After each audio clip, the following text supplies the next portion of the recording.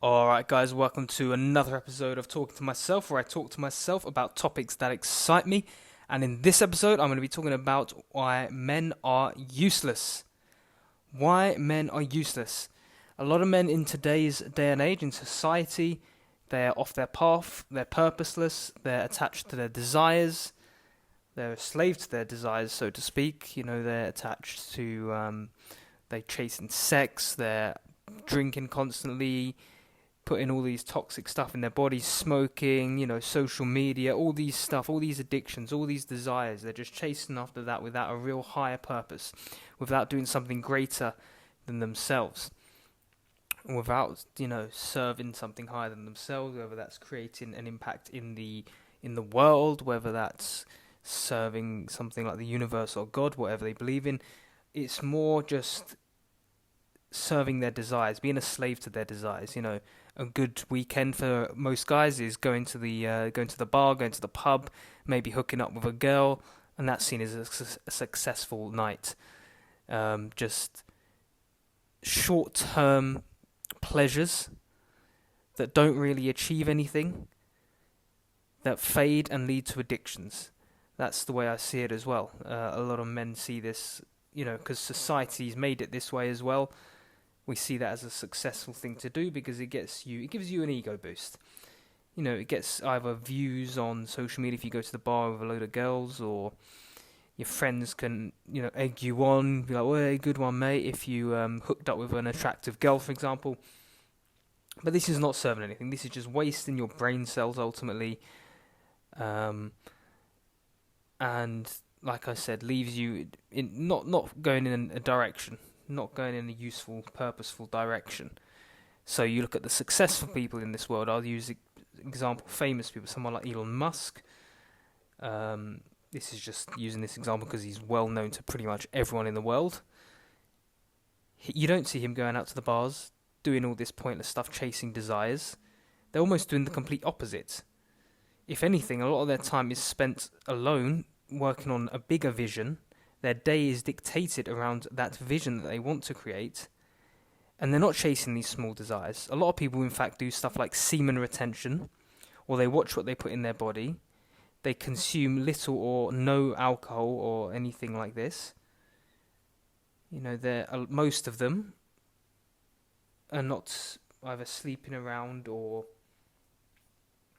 just doing pointless things that the majority of men in today's day and age do. Physically they tend to keep in decent shape, at least a lot of them as well. Obviously this is different for every person. And I think as men we are lacking proper leadership too. As I've said before, there's being a man does not mean being alpha, being, macho, not showing emotion, not being a bit bigger than, a lot of people say you're 6 foot. That doesn't mean you're a man. Being 6 foot is irrelevant. You could still be 6 foot, be well built, and you could still be an incompetent leader and ultimately useless as well. This is just a subconscious thing in women's minds that think the taller or bigger you are, you provide more safety, which in one sense could be true. In another sense, this is far from the truth. Height does not determine, even size does not determine strength or protection. And ultimately, if you do not have the emotional intelligence, you will struggle to, be the ultimate version of what a man should be. And that's another thing. As men, we're not taught these things in society. We're not taught emotional intelligence, communication, authenticity. In fact, we're taught the complete opposite, especially now. We're not taught to speak our opinion. We're often, particularly in my culture, I can say I was taught people-pleasing. Saying yes when you went to say no. Just blindly going along with things. And being shamed if you do something that is not seen acceptable in the family dynamic. So if men from a young age are being taught this, they're going to grow up with no sense of self. The masculinity is going to be gone. We're being taught to be more feminine. Being passive, being a people pleaser is not a masculine trait. If anything, it's not a feminine trait either. But even more so for masculine, because masculine is more of a direct energy. So when you're doing direct when it's a direct energy, this is like speaking your truth directly, concisely, in a composed way, without any emotion involved in it. This doesn't mean saying what people want to hear or getting overly emotional, getting agitated, shouting, angry. You see a lot of macho men, a lot of alpha men think they're bigger, they're stronger, and they're more dominant because they're shouting in someone's face. This is not the trait of a man. A real man will be able to stand in their presence completely calm and composed, and I guess put out a heated situation in a calm and collected manner, rather than shouting, getting overly emotional. So where's this going? Where, as men in society, is this going to end up? It either seems to be one route where there's overly macho men who have no emotional intelligence, or the other side where it's complete feminine men, too emotional, but they don't have that masculine presence. As I've said before, and I will continue to say, balance is key.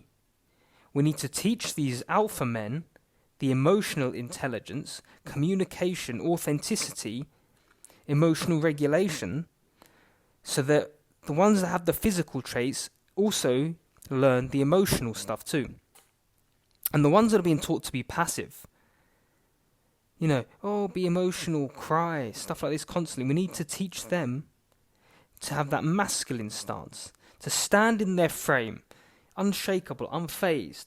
Not to say they don't feel the emotion, but to know that you can still act from a place of certainty, of, authenticity, despite feeling emotion. So you may need to, this may look something like, not to say you won't be crying if perhaps a beloved one died, but let's say you're in a group setting, or at work. You may use the emotional intelligence to pick up on how others are feeling. To see perhaps someone that's been quiet, maybe you can read the situation better to see how they're getting on.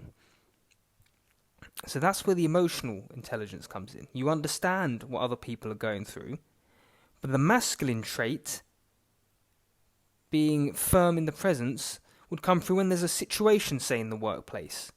That is when you are the guy that is completely unfazed.